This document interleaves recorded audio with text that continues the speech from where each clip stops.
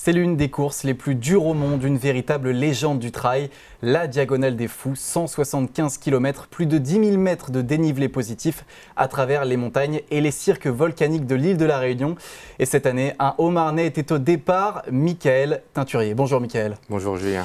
Alors, la Diagonale des Fous, on l'a dit, c'est 175 km et plus de 10 000 mètres de dénivelé positif. Question très simple, pourquoi avoir voulu s'infliger ça? Tout simplement parce que ça porte bien son nom. Oui, effectivement, toujours pour se dépasser, chercher à repousser les limites en ultra-trail. Donc après avoir fait plusieurs ultras, voilà, l'idée c'était vraiment de se confronter à cette course. C'était le plus dur des ultras que vous ayez fait, j'imagine. Exactement. Alors, comment on s'y prépare? Quel était votre volume moyen de kilométrage lors de votre préparation hebdomadaire sur la semaine? Comment ça se passait? Donc là sur l'année, depuis le 1er janvier, on a passé les 2600 km. Donc après ici, malheureusement, on n'a pas trop de dénivelé, donc forcément, on essaye de faire plutôt du volume. Donc, et juste 2 mois avant la diagonale, ce qu'on essayait de faire, c'est 2 sorties par jour, une le matin avant le travail et une le soir. Et puis une sortie longue le week-end. Alors comment on s'adapte? Parce que justement, vous l'avez dit, il n'y a pas forcément de dénivelé ici. Comment on trouve autre chose pour faire ça? Moi, ce que j'ai fait, c'est que je trouvais des côtes qui faisaient peut-être 60-70 mètres de dénivelé, et puis vous faites des allers-retours pendant 1 heure ou 2 pour essayer d'arriver aux 1000 mètres de dénivelé. Et alors, on le sait, la chaleur et l'humidité, c'est compliqué sur l'île de la Réunion. Comment on s'y prépare, tout simplement? Julien, je vais te dire qu'en fait, on n'y est jamais prêt à l'humidité, à la chaleur. Moi, j'ai essayé en temps de canicule de sortir un petit peu, d'aller courir, que ce soit en sous-bois ou même en pleine chaleur, pour essayer de m'acclimater à la température. Mais le jour J, c'était un peu plus compliqué que ça. Alors sur place, justement, comment ça s'est passé? Est-ce que vous avez réussi à vous adapter ou alors c'était compliqué?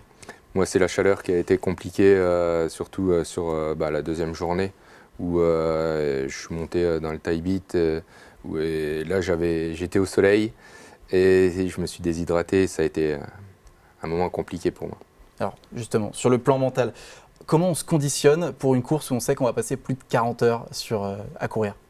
Donc avec l'expérience, j'avais quand même quelques ultras où j'avais passé une nuit et demie dehors. Là, je m'étais préparé à passer psychologiquement 2 nuits. La 3e, j'avais pas forcément envie de la faire, je t'avoue. Mais après, on sait que ça va être compliqué dans tous les cas.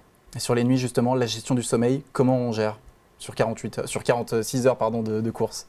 Ce que j'ai fait, c'est que j'ai essayé de faire des arrêts de 15 minutes donc, sur les ravitaillements. Où là, vous mettez le chronomètre, puis 15 minutes après, pour pas rester trop longtemps et s'endormir et rentrer dans un sommeil beaucoup plus profond. Et alors, sur le départ, comment on gère? Est-ce qu'on démarre prudemment ou alors on se place directement pour ne pas se retrouver justement dans les bouchons du sentier? Moi, dans la gestion de ma course, l'idée, c'était vraiment de partir sur un rythme correct pour limiter les bouchons.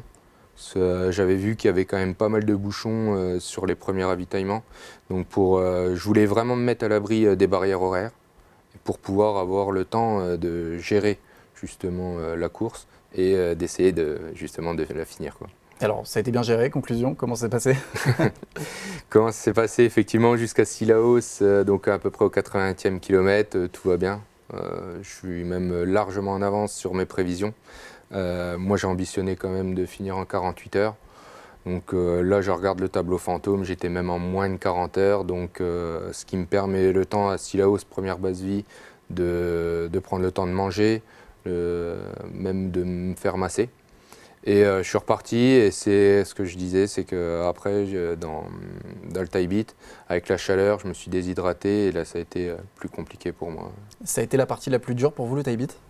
Taille beat, c'est là que je suis rentré dans la difficulté, puisque avec la déshydratation, j'arrivais plus forcément à m'alimenter, et forcément, je perdais énormément en énergie.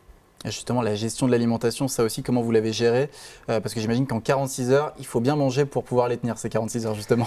Ouais, la nutrition, c'est une des premières causes d'abandon sur les ultras. Donc moi, j'ai arrivé à trouver à m'alimenter essentiellement avec des gels. Donc les gels qui me permettent d'apporter les apports dont j'ai besoin. Et le solide, après, c'est plus compliqué quand même. Alors justement, vous l'avez dit, tout ça, ça représente la plus grosse cause d'abandon. Plus de 700 abandons justement sur cette course-là. Est-ce que vous y avez pensé une fois à abandonner ou ça n'a jamais traversé votre esprit? Non, là, l'idée, elle n'a pas traversé l'esprit puisque j'étais large sur les barrières horaires et après, on ne joue pas forcément la montre à mon niveau. On veut juste finir cette diagonale. Donc, avec du repos et une réhydratation, normalement, s'il n'y a pas de bobo, ça doit aller au bout, quoi. Alors vous terminez en 46 heures, on l'a dit. J'imagine qu'il s'en passe des choses en 46 heures. Est-ce que vous avez une anecdote, quelque chose que vous retenez de cette diag?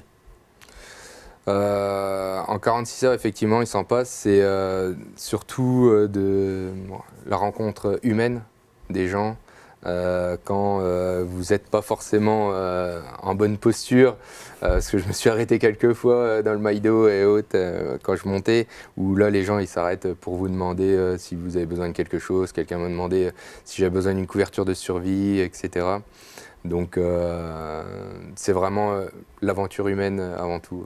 C'est ça, ils sont essentiels, j'imagine. Ouais. Et le soutien aussi de vos proches, ça a dû être, le important. Soutien des proches, et j'ai eu de la chance de faire quelques kilomètres avec un ami. Qu'on s'est retrouvé après il est les orangers. Donc, et ça, psychologiquement, ça aide beaucoup. Est-ce que cette course, elle a changé quelque chose dans votre rapport à la souffrance? Est-ce que vous verrez plus les ultras de la même manière? Les ultras, donc j'en avais déjà fait. Sur le coup, tu te dis aussi dur, non. Et puis voilà, après, on se dit quand est-ce qu'on y retourne? Alors maintenant que vous êtes finisher de la Diag, dernière question. Quel est le prochain grand objectif au-delà de ce que vous avez déjà fait? Retour à La Réunion ou un autre défi comme l'UTMB? C'est quoi la suite?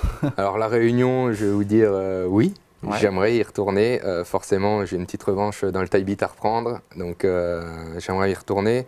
Mais là, pour 2026, l'ambition, c'est de participer à l'UTMB en essayant d'être tiré au sort. Puisque là j'ai un peu plus de points que l'année dernière, donc j'aimerais être tiré au sort. Alors c'est quoi l'objectif? De faire un meilleur temps à La Réunion la prochaine fois? Effectivement, voilà, on sait maintenant qu'en 46 heures ça peut se faire, donc ouais, ça serait bien d'améliorer son temps. Eh bien on vous le souhaite. Merci d'avoir accepté notre invitation, Mickaël. Restez bien avec nous, l'information continue sur Puissance Télévisions.